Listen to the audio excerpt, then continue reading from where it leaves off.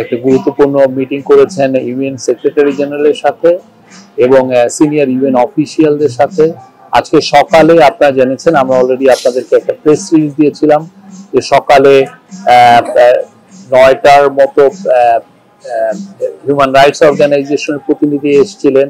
Kerry কেনেডির নেতৃত্বে, কেনি Kennedy আপনি জানেন Robert F Kennedy centre human rights এর উনি প্রধান, এবং সেখানে অ্যামনেস্টি ছিল, তারপরে হিউম্যান রাইটস ওয়াচ ছিল, সিভিকাস ছিল, আরো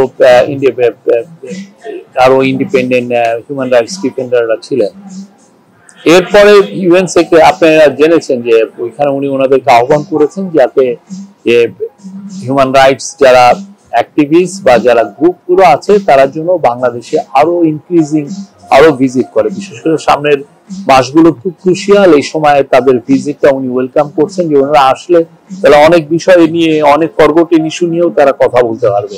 এতে যেটা হয় যে বাংলাদেশ গভর্নমেন্টের জন্য কাজ করাটা গভর্নমেন্টের জন্য অনেক কিছু ইজিয়ার হয়ে যায়, অনেক কিছু চোখে দৃষ্টিতে আসে। এরপরে ইউএন সেক্রেটারি জেনারেলের সাথে মিটিংটা ছিল সবচেয়ে গুরুত্বপূর্ণ আজকের মিটিং। আজকের কনটেক্সটে ইউএন সেক্রেটারি জেনারেল উনি জানিয়েছেন যে ওনার সাথে ইলেকশন নিয়ে কথা হয়, রোহিঙ্গা ক্রাইসিস নিয়ে কথা হয়, গ্লোবাল যে ট্রেডের কিছু ট্যারিফের যে প্রোটেকশনিজম সেগুলো নিয়ে কথা হয়।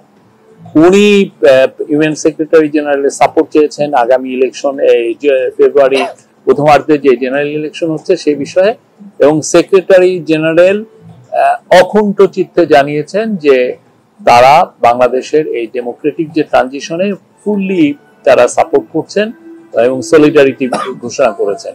সিমিলারলি তারা রিফর্মের ক্ষেত্রেও তারা ফুললি সাপোর্ট এবং সিমিলারি সলিডারিটি ঘোষণা করছেন যে এই রিফর্মটা ইন্টারিম গভর্নমেন্ট নিয়েছে এবং সামনের দিনগুলোতে ইলেকশনের আগে যে কাজগুলো ওনারা করবেন সেটার সাথে উনি অকুণ্ঠ চিত্তে তার সাপোর্টটা জানিয়েছে।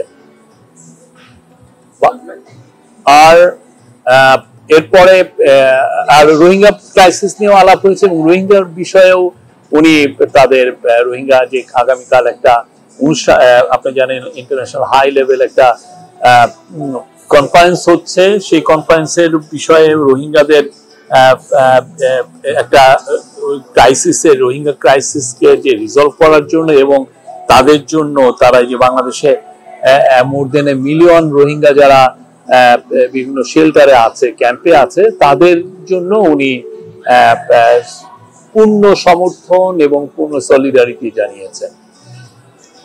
এরপরে চিফ অ্যাডভাইজারের সাথে অনেকগুলো মিটিং হয়েছে। প্রথমে মিটিং হয়েছে ফিলিপো গ্র্যান্ডি। ফিলিপো গ্র্যান্ডি হচ্ছে ইউএনএইচসিআর এর বর্তমান প্রধান। তারপরে ক্যাথরিন রাসেল হচ্ছে ইউনিসেফের প্রধান। তারপরে ছিল জুলি বিশপ হচ্ছে মায়ানমার ইউএন এর মায়ানমার বিষয়ক উনি অ্যাম্বাসেডর।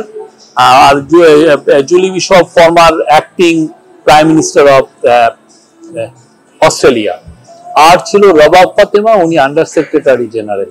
তো আমি রবাব ফাতেমার বিষয় মূলত ক্যাথরিন রাসেল, ফিলিপো গ্র্যান্ডি এবং জুলি বিশপের সাথে টক্সের মূল ফোকাসটা ছিল রোহিঙ্গা ক্রাইসিস এবং আগামীকাল যে রোহিঙ্গাদের বিষয়ে যে হাই লেভেল কনফারেন্সটা হচ্ছে সেই বিষয়ে মিটিং এ পুরো 3টে মিটিং এ আলাপ আলোচনা হয় কিভাবে রোহিঙ্গাদের এখন কি অবস্থা, রাখাইনে তাদের কি সমস্যা তারা ফেস করছে, এই যে গত 1.5 বছরে যে 1.5 লাখ রোহিঙ্গা বাংলাদেশে ভায়োলেন্স থেকে পালিয়ে এসছে সেটা নিয়ে আলাপ হয়েছে।